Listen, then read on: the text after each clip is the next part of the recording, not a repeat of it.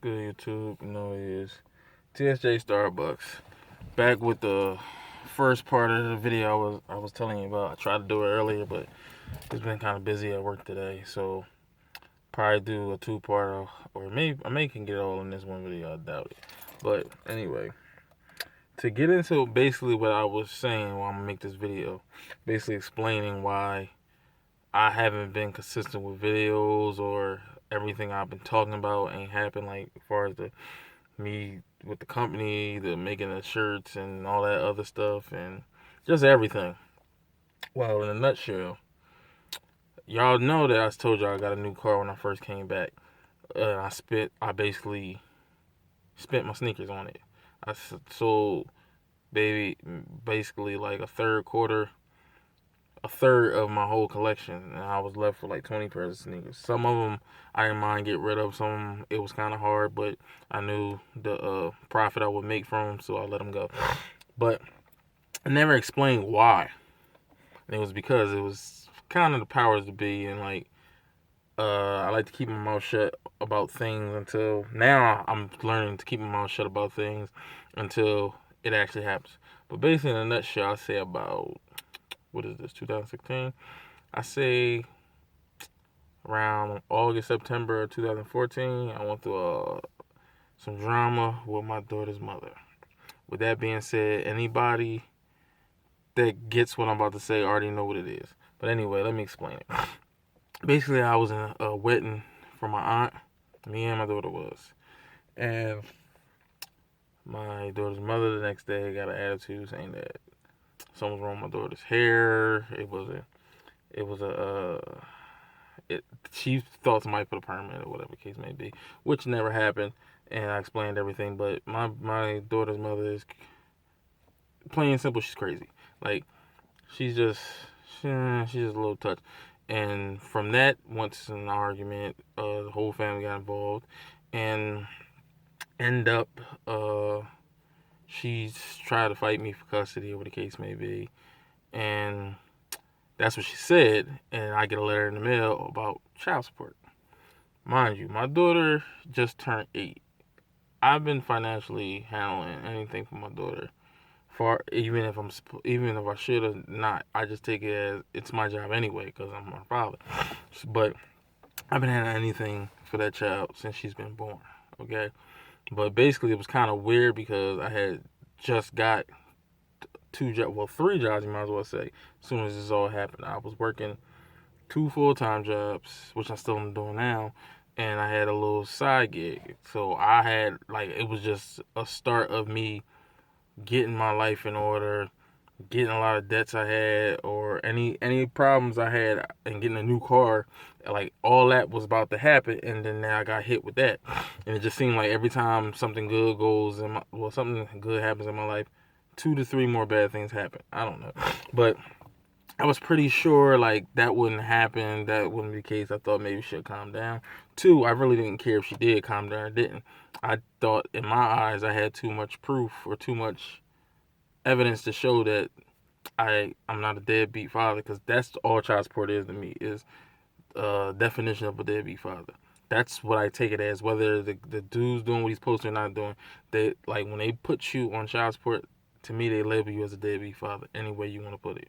So I never dealt with the law. I never been arrested, knock on wood. I never had to deal with the law in any type of fashion of that nature. So when I went through the process of whatever that stuff was, they basically labeled me as a deadbeat father. They treated me like shit, complete shit. Like whatever she said goes, whatever she wanted, she got. I never dealt with the system. I never knew what to do. I learned everything by experience, meaning nobody told me don't tell the government everything. I thought they would know all this stuff. What's the point of me telling them like they're the government? I would think they know everything. But in a nutshell, they didn't. They didn't even know I was working 2 jobs. But I told them because I thought that was the thing to do. I never been in this separate situation. And in a nutshell, she was taking literally close to half my pay almost every month. And then right after that, I had to start paying health insurance for my child, which she was doing, but she cut it off so she can get the full amount of whatever I was paying her. So in a nutshell, I was just, aside from all my personal bills like rent and car note and all of this crap, aside from all that, I was dishing out almost $1,000 a month just for that situation. And in a nutshell, I don't care what nobody said. That when that stuff happens, you got to dish that out every month. That hurts. It hits you hard. And the crazy part is, that's why I basically like have my lady with me, and whatever she wants, she get. Even if she annoys me and pisses me off, I still suck up and do whatever the hell she want, because she's the only person that's been there since that happened to now, to before that happened. Like, she always been there. If I needed help with anything, she was always there. So now that I'm up, she can get whatever she want. But basically, in that whole 2 years, I was paying it. And everybody thought it was crazy, saying you should have been went to court and fought it or whatever.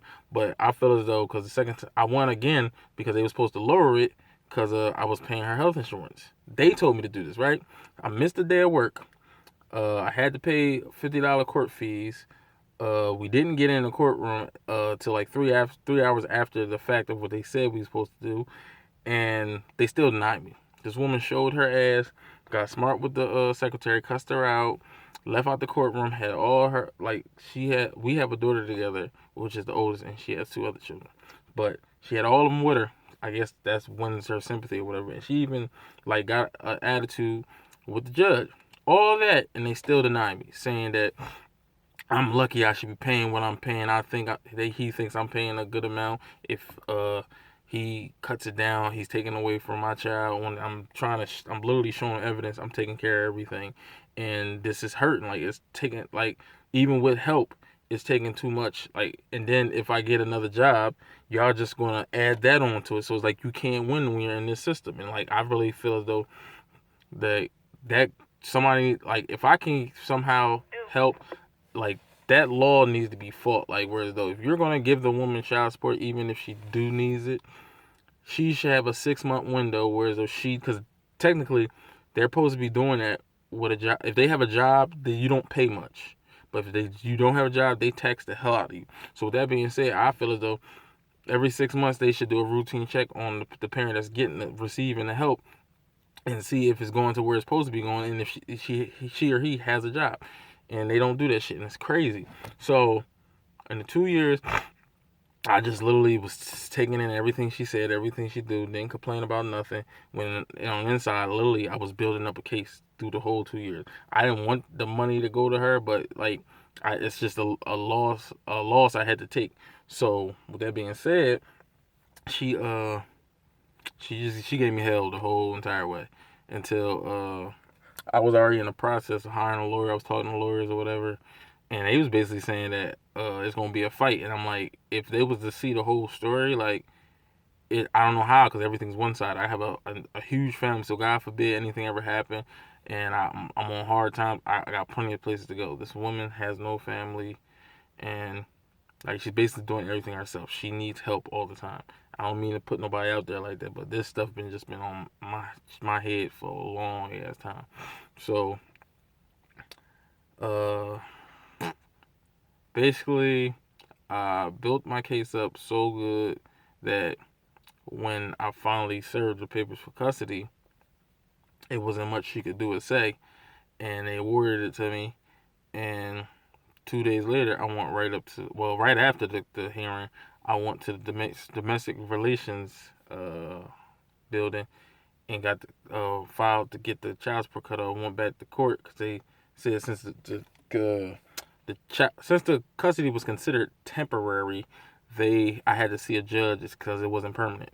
But because temporary in their eyes can be tomorrow, next month, 10 years from now, who knows? It's just basically giving her a fighting chance to get herself together so she can. Damn it. Sorry about the light. Let me put the key in because I don't have my keys in my car. But giving her a fighting chance so she can get her life right and get my daughter back. But it's gonna be hard because she's basically a nigga in a woman's body in a nutshell. So push come shove, come back for the child support. She didn't even bother to show up because basically in a nutshell she knew what it is and got it cut off. So I've been fighting that for 2 years. That's the reason why a lot of stuff been moving slow. That's the reason why I couldn't get nothing off the ground.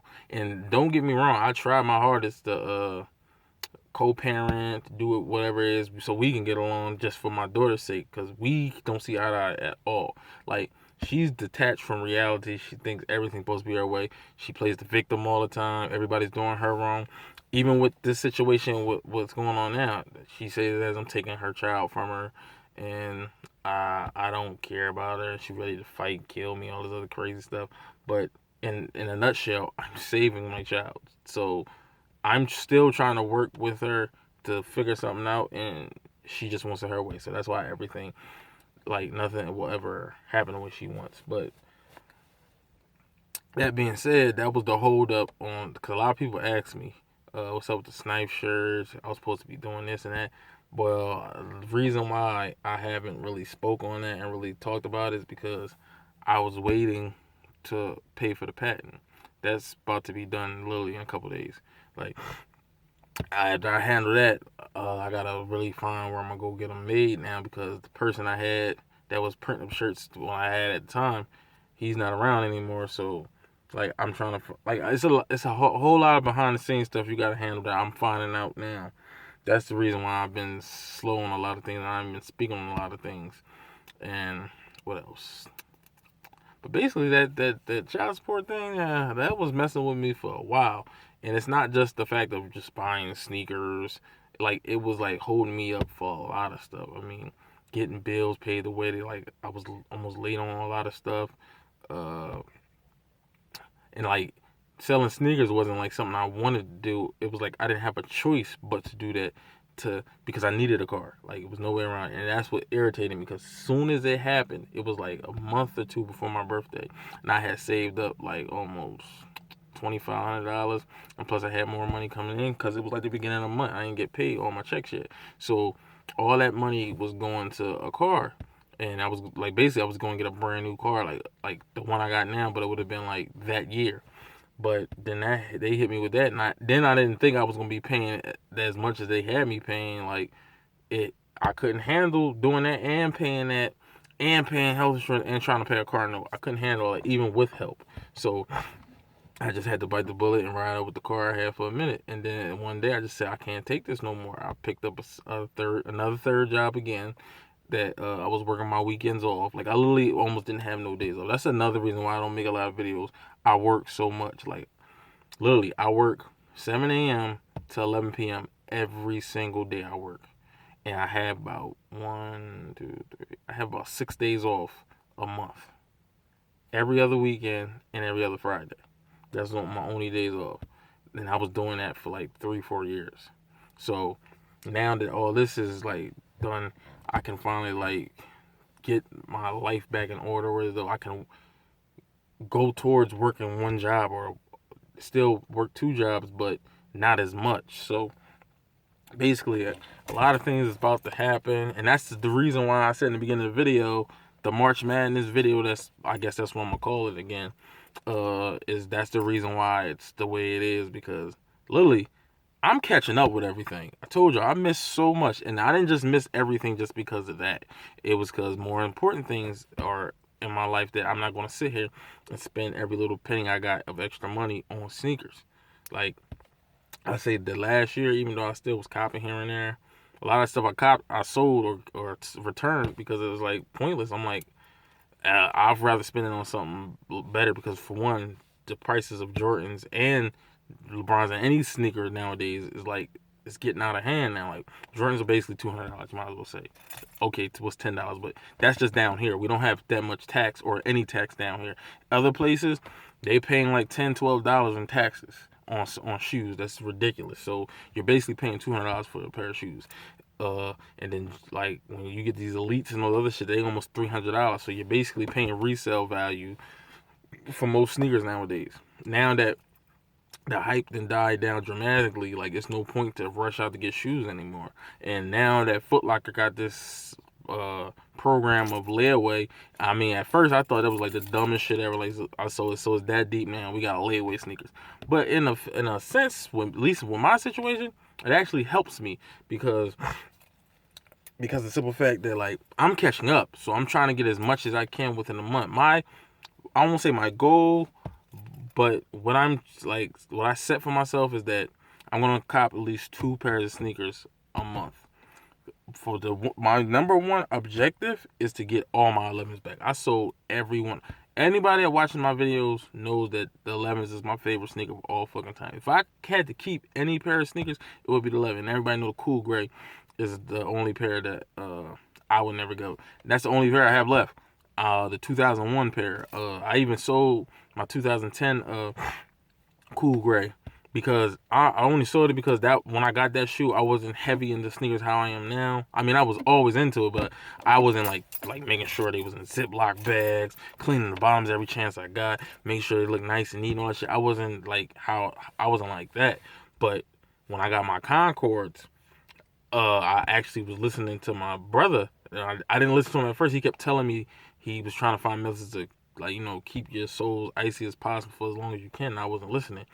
He was keeping them in Ziploc bags he seen on YouTube. And I'm like, man, that shit don't fucking work. And by the time the Concords came out, my soles on my Cool Grays was like horrible. Like, if you watch the Cool Gray, the Concord video I got back then, you'll see me talking about it. Like, I'm just irritated looking at that fucking sole. And I was trying to clean it. This was before I knew about Soul Glow and Sea Glow and any of them Sea Glow type products. They got the ice your soles. This was way before that.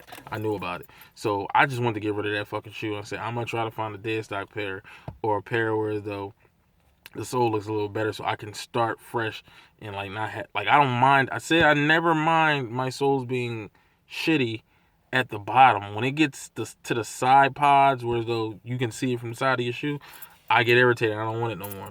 I'm telling you, it was so hard selling those Concords, man. And the Space Jams. I had just got those Space Jams and I only paid I made $280, $300, something like that. The only reason I let a lot of other things go is because I was trying to get my true size for a lot of shoes. A lot of shoes I had size 10, 9.5, 11. And my true size is 10.5, and that's the most comfortable. So I was trying to get all my 11s back in that size. I had about 8 to 9 pair of 11s, and I don't have none no more except for I told you the Cool Gray, and I forgot I got the white and black IE lows or whatever the fuck they called. But those are basically for customs. I just still ain't do it yet. But I got rid of so much fucking shit that I went through hell to get, and it pisses me off. And another reason why I didn't care was because all these unauthorized sites selling these unauthorized Jordans making the legit ones price value drop. So it's not that hard to cop shoes on eBay or in stores anymore because they're just trying to get rid of them now because nobody's paying for them anymore. So in a nutshell, unauthorized helps a little bit. The one thing about that I'm going to say, and I'm probably just lead it to another video because we're going to talk about this shit forever, is why do people have so much fucking pride? Meaning, you don't have to fakes at all. You don't have to accept it at all. But why must you speak on it all the fucking time? If you know your shit is legit, what's the point to constantly preach about it's not fake? When people do videos, they always say, well, here's the receipt. Now they make fake receipts. They talk about, what is the other, they do the different comparisons and all that shit. I think that shit is, old now. It's no point to do that anymore. I already told y'all with me. If I get unauthorized, I get a fucking unauthorized. If I don't, I don't. Who the fuck cares? You're not wearing it. I'm wearing it. And that's why when people talk shit, I don't give a fuck because half the people don't say it to my fucking face. When you say it to my face, then it'll be a problem. I'll probably slap the shit out you. And I'm not the toughest nigga in the world. I'm not the type person I got a temper, but I don't have a temper where though I'm just ready to fuck somebody up if they talk shit. You got to do a lot for me to get on that level. But in a sense, I just never understood why people hate. Meaning, what do you get out of that? What do you gain? It's a lot of times I may want to say something, I may want to hate or something, but there's no point. If I don't like it, I just don't indulge in it. If I want to watch something, I won't watch it. If I don't like something, I won't buy it. I won't even fucking know its existence. So I don't understand why people can't do that. But, from what I'm told, if you don't have haters, then you ain't doing something. But I just don't understand why people, it's the only part of the unauthorized I don't like is what everybody's been talking about lately. People selling them and saying that they're legit and charging these astronomical prices. And that's just bullshit. Point blank, period. And I first experienced that at SneakerCon. Nigga was selling Space Jam 11s, and the sole was blue as shit. And he almost caught my brother. And I'm looking at this dude like, you into sneakers as much as me. How the hell can you not tell that that's unauthorized? I mean, I don't have no problem if you want to get it, but dude is charging $500. Are you fucking kidding me? You can see that from a mile away. People that are not even in sneakers know that the Space Jams didn't have no blue bottom. Like, the fuck? So I ain't gonna lie, the blue bottom to me looks better, but that's not what it is. That's not how it was released. So if it's unauthorized, says unauthorized. Shit, you shouldn't even be selling it there because they're gonna air you the fuck out about that shit. And nowadays, like it's so it's so intertwined now that you can't even tell a difference no more. I told you my brother was selling Toro 4s at SneakerCon. Bull wanted to return because supposedly he got it legitimized at the table or whatever, and they said they was fake. When mind you, I had a fucking Connect. My Connect got them shoes from him. He got them shits from fucking RU Villa, Sneaker Villa. I had the receipt and every fucking thing. We just didn't have a receipt on us. So that's when I'm like, yo, what is the point to like go through these hoops of buying shoes and just trying to prove to people that they're real and fake? I don't give a fuck how nobody fucking feel. Unless you gonna buy the shoe for me, suck my dick. Point blank, period. But anyway, let me get off that topic. But a lot more videos may be coming now because, yo, that March Madness video, I'm telling you, I'm trying my hardest to put it out Saturday after I cop the shoes I'm copping. But I don't know because, like I told you in the prequel, I literally got every shoe that was on my eBay list. It's just one. And I waited too long to buy the one that I found for a good price, so I may not be able to get that one till like later in the month. And the crazy thing about this, as I'm saying this and doing this, it's funny to me and it's crazy, like it's surreal for me to talk like this because I'm not used to this. I'm not used to saying, well, I'll just get it later in the month. No, I literally have to save up, talk to wifey and see if like, because we got a thing going where though I sport. Y'all seen what I did for her birthday, right? That was just a part of it. I literally bought her $1,100 worth of stuff, some sneakers or whatever was on that table. I planned her a surprise party. It was a 80s, 90s baby theme party. Everybody had to dress like the 90s, so I had the whole house decked out. Whereas though I had music from the 90s and 80s playing. I had a whole wall of nothing. I literally went through hell to plan that party. I even planned it with her friend that I don't fucking like and I don't care for. So that just shows you how much I care about this girl. I went through hell going on eBay buying old magazines, old posters just to hang on the photo wall so everybody could take a picture in front of that wall. And then right after that, I paid for a trip to Las Vegas for her because she wanted to go back. And the crazy part, I made like 12 to 15 videos of us going up to Vegas, coming back while we was up there, and I lost everything on my old phone. And I never got I should have just uploaded it to my page and just did whatever I wanted to do later, but never did that. And that's basically all I did for birthday. And then Christmas, I bought her like a $1,500 trip to Jamaica, and our financial stations are different. So I said I don't like her going through hell. Like the last time she spent like crazy amount of money on me was when the Bel Airs came out. She's paid like $450 for them shoes, even though they probably not worth it now. But she did that when we first was like starting out. So ever since that, and my birthday, she gave me a surprise party that was worth like $2,000. So ever since those two things, I just been spoiling the shit out of her. So I told her our arrangement is every month she either buys me a pair of shoes or she helps me buy a pair of shoes. But I'm not used to now. Like, I don't even have to ask her for nothing. Like, I got everything. She don't have to pay for shit. I'm not used to this. Like, it's like I'm literally feeling like I'm 18, starting my first job again, and having money that I'm not used to. I'm used to, like, struggling all the time. I'm used to living from check to check. I'm not used to being able to have put money in the bank and, when I need something, I want to buy something, I just go tap the bank real quick. I'm not even used to not carrying cash no more. Like,